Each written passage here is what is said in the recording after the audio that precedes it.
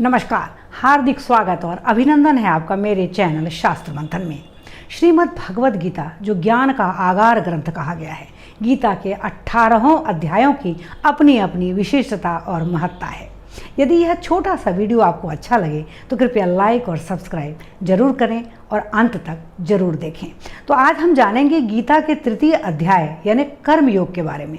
यूँ तो एक एक शब्द एक एक श्लोक गीता का अमृत ही है, लेकिन यदि उसका सार संक्षेप करके निचोड़ रूप में कहा जाए तो गीता का जो तीसरा अध्याय है उसमें 5 विशिष्ट तथ्य हैं।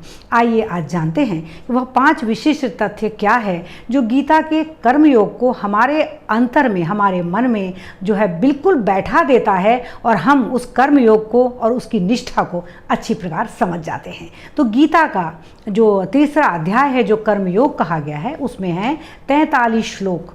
जब अर्जुन ने कहा कि हे कृष्ण बताइए कि कर्म श्रेष्ठ है या ज्ञान, आप तो ऐसी मिलीजुली बातें करते हैं कि मेरी समझ में नहीं आ रहा है कि कर्म श्रेष्ठ है या ज्ञान। तो गीता का यह तीसरा अध्याय कहा गया।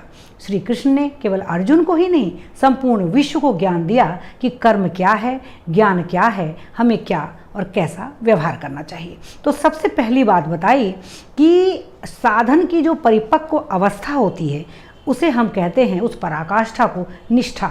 यह 2 प्रकार की होती है, वह है ज्ञान योग और कर्म योग। प्रत्येक मनुष्य हर क्षण प्रतिपल कर्म करता ही है, बिना कर्म के वह रह ही नहीं सकता। ये सृष्टि का विधान है। ये है पहला तत्व। दूसरा है कि प्रत्येक प्राणी यहाँ यज्ञ के निमित्त ही आया है, क्योंकि सृष्टि के प्रारंभ में ब्रह्मा जी ने स्पष्ट कह दिया कि यज्ञ आपको प्रदान करता हूँ, आप इस यज्ञ से देवताओं का वर्धन कीजिए और देवता अपने आशीष से आपको वर्धित करेंगे। और देखा भी जाए तो अन्न वय प्राणः यानी अन्न ही प्राण है। यही सृष्टि का सर्वप्रथम और सबसे अंतिम निष्कर्ष भी है। तो यह जो अन्न है वह कैसे पैदा होता है? कहते हैं कि यज्ञ करो, यज्ञ करने से वृष्टि होगी और वृष्टि से अन्न होगा, तो अन्न से मानव जीवन जो है वह स्वस्थ और सबल बनेगा। तो पहली बात कि जो कर्म है उसे आपको करना ही है। किसी भी समय किसी भी पल बिना कर्म के कोई भी मनुष्य नहीं रह सकता। दूसरा, यज्ञ कर्म को यज्ञ की तरह करें। जिस प्रकार यज्ञ में हम पूर्ण निष्ठा के साथ और बिना किसी फल की इच्छा के कार्य करते हैं, वैसे ही अपने शरीर, अपने मन के लिए ईश्वर के प्रति एक यज्ञ प्रतिदिन हम करते रहें। तीसरी सबसे महत्वपूर्ण बात इसमें बताई गई है कि हे जो भी काम आप करते हैं उसे ईश्वर को समर्पित करके कहिए। श्री कृष्ण ने यूं ही अर्जुन को नहीं कहा कि मयि सर्वाणि कर्माणि संन्यस्त आध्यात्म चेतसा निराशी निर्ममो भूत्वा युद्धस्व विगत ज्वरः।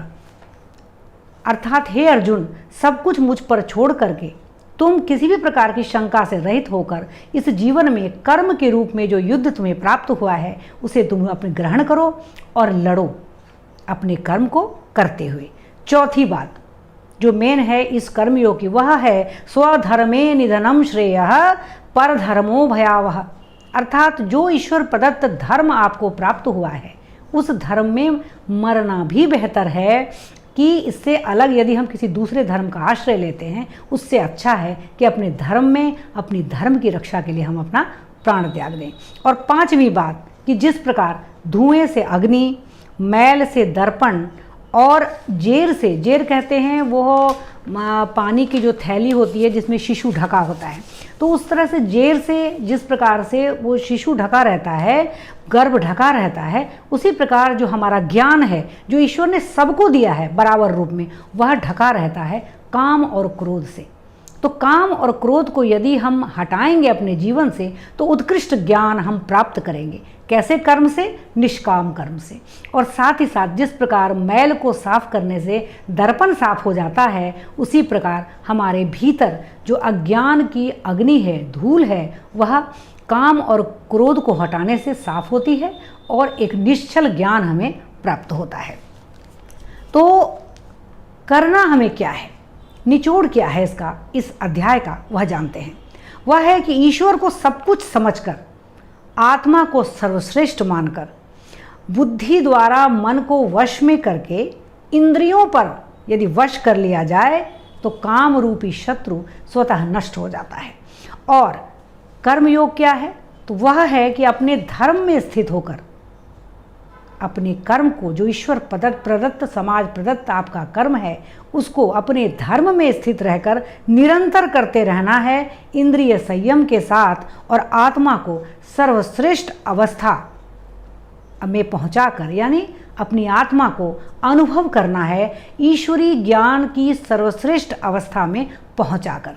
यही है गीता का कर्मयोग। यदि 3 लाइन में कहा जाए तो गीता का कर्मयोग है कि अपनी इंद्रिय, मन और बुद्धि पर अंकुश लगाते हुए अपनी आत्मा को सर्वश्रेष्ठ मानकर ईश्वर प्रदत्त इस मानव जीवन को काम और क्रोध से रहित होकर निश्चल भाव से, निष्काम कर्म से करते रहना है, और साथ ही साथ अपने उन सभी कर्मों को जो हम करते हैं वह ईश्वर को समर्पित करते चलना है। यही है कर्मयोग, और यही है गीता के 3 अध्याय का सार संक्षेप। यदि आपको अच्छा लगे तो कृपया इस चैनल को लाइक और सब्सक्राइब करें, और यदि कहीं कोई त्रुटि नज़र आए तो कृपया आप लिख के मैसेज में मुझे ज़रूर बताएं। मुझे प्रतीक्षा रहेगी। जय श्री हरि। ओम नमः शिवाय।